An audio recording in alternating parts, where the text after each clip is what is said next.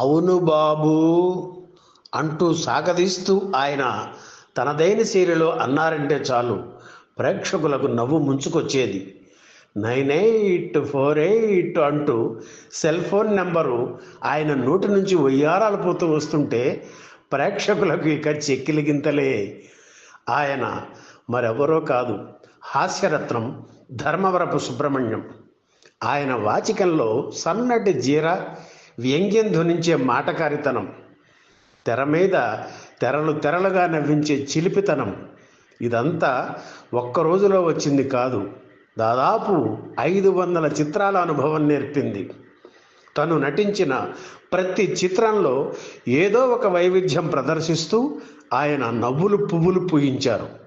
మంచి నటుడిగానే కాకుండా మంచి మనిషిగా, అజాతశత్రువుగా పేరొందిన ధర్మవరపు సుబ్రహ్మణ్యం జయంతి సందర్భంగా ఆ ప్రతిభాశాలిని మరోసారి గుర్తు చేసుకుంటూ ఈ వీడియో అందిస్తున్నాం. సుబ్రహ్మణ్యం పుట్టి పెరిగింది ప్రకాశం జిల్లా కొమ్మినేనివారిపాలెం గ్రామంలో. 1954 సెప్టెంబర్ 30న శేషగిరిరావు, వెంకట్రావమ్మ దంపతులకు పుట్టారు. 4 అన్నదమ్ములలో రెండవవాడు సుబ్రహ్మణ్యం. వాళ్ళ వంశస్థుడైన ధర్మవరపు రామన్న కొండవీటి రాజుల సంస్థానంలో పనిచేసేవారు. వాళ్ళ ఇంట్లో ఎవ్వరూ కళారంగంలో రాణించకపోయినా సుబ్రహ్మణ్యం మాత్రం చిన్నతనం నుంచి సంగీతం అన్నా నాటకాలన్నా ఆసక్తి చూపించేవారు. కొప్పరపు సోదర కవులు ఆయనకు బంధువులే. వాళ్ళ ప్రభావం కూడా ఈయన మీద ఉండేది. 10వ తరగతి పూర్తి అయ్యాక ఒంగోలు సిఎస్ఆర్ శర్మ కాలేజీలో చేరారు ధర్మవరపు. ఇంటర్ అయ్యాక బీకాం చదువుతూ ప్రజానాట్య మండలిలో చేరి నాటకాలు వేస్తుండేవారు. అభ్యుదయ చిత్రాల దర్శకుడు టి కృష్ణతో ఆయనకి పరిచయం ఏర్పడింది. వీళ్ళ గురువు నల్లూరి వెంకటేశ్వర్లు. అంతా ఆయన్ని అన్నా అన్నా అని పిలిచేవారు. చదువు పూర్తయ్యాక ఊళ్ళోనే కొంతకాలం వ్యవసాయం చేశారు సుబ్రహ్మణ్యం. మేనత్త కూతురు వరలక్ష్మి కృష్ణజను పెళ్లి చేసుకున్నారు. 1979లో హైదరాబాద్ వచ్చారు. పబ్లిక్ సర్వీస్ కమిషన్ పరీక్షలు రాసి పాస్ అయితే రంగారెడ్డి జిల్లా పంచాయతీరాజ్ శాఖలో ఉద్యోగం వచ్చింది. ఉద్యోగం చేస్తూనే రేడియో, దూరదర్శన్ నాటకాల్లో పాల్గొనేవారు. 1983-84 ప్రాంతాల్లో దూరదర్శన్లో తొలిసారిగా కమర్షియల్ సీరియల్ చేద్దామని ప్రపోజల్ పెట్టారు ధర్మవరపు సుబ్రహ్మణ్యం. ఆ రోజుల్లో ఢిల్లీ దూరదర్శన్లో రజనీ పేరుతో వచ్చిన సీరియల్ బాగా పాపులర్ అయింది. దాని స్ఫూర్తితో అనగనగా ఒక శోభ సీరియల్ ప్రారంభించారు ధర్మవరపు. హైదరాబాదు దూరదర్శన్ చరిత్రలో తొలి 13 వారాల సీరియల్ అనగనగా ఒక శోభ. ప్రదీప్, శిల్ప ఇందులో నటించారు. ఆ తర్వాత మనసు గుర్రం లేదు కళ్ళం, బుచ్చిబాబు, పరమానందయ్య శిష్యుల కథ వంటి సీరియల్స్ పనిచేశారు. ఆ తర్వాత ధర్మవరం ప్రారంభించిన ఆనందో బ్రహ్మ సీరియల్ ఆయనకు ఎంతో మంచి పేరు తెచ్చింది. ఈ సీరియల్ పారితోషికంతోనే దిల్సుఖ్ నగర్లో ఇల్లు కట్టుకున్నారు. బుచ్చిబాబు సినిమా సమయంలోనే అవకాశాలు వచ్చినా సుబ్రహ్మణ్యం అటు వెళ్ళలేదు. టీవీ రంగంలో చాలా బిజీగా ఉండేవారు. 1989లో మాత్రం తప్పించుకోలేకపోయారు. సుత్తి వీరభద్రరావు హఠాత్తుగా మరణించడంతో ఆయన కోసం సిద్ధం చేసిన జయమ్ము నిశ్చయమ్మురా సినిమా ఆగిపోయే పరిస్థితి ఏర్పడింది.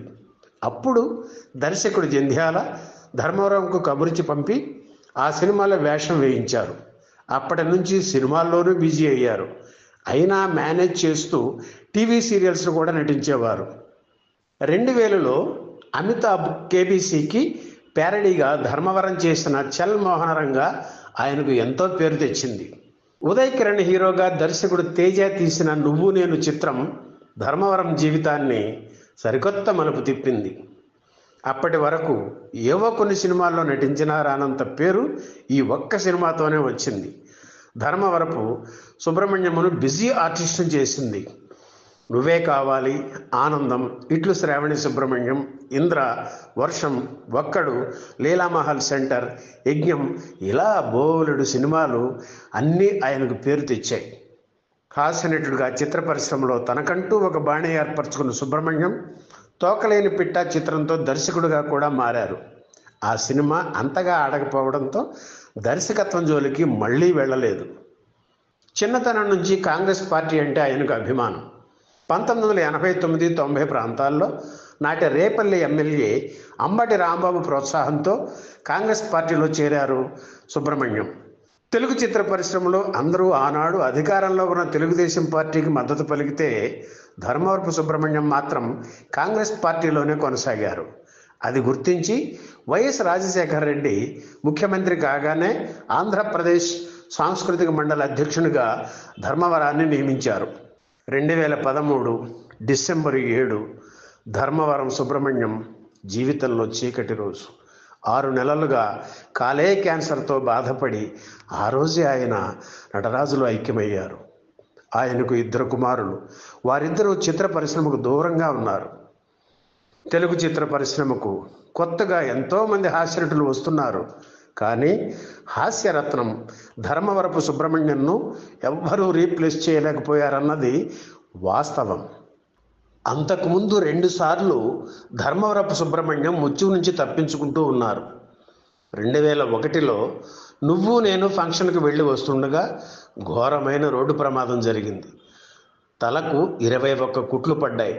చేయి విరగడంతో రాడ్డు వేశారు. రెండవసారి 2005లో సిగరెట్స్ ఎక్కువగా తాగడం వల్ల లంగ్స్కి ఇన్ఫెక్షన్ వచ్చి దాదాపు 10 రోజులు కోమాలోకి వెళ్ళిపోయారు. కానీ అదృష్టవశాత్తు తిరిగి మామూలు మనిషి అయ్యారు. 2 సార్లు ఇలా మృత్యువు నుంచి తప్పించుకున్న ఆయన్ని 3వసారి క్యాన్సర్ వచ్చి కబళించడం దురదృష్టకరం. ఈ వీడియో మీకు నచ్చితే లైక్ చేయండి, షేర్ చేయండి, వెంటనే సబ్స్క్రైబ్ కూడా చేయండి.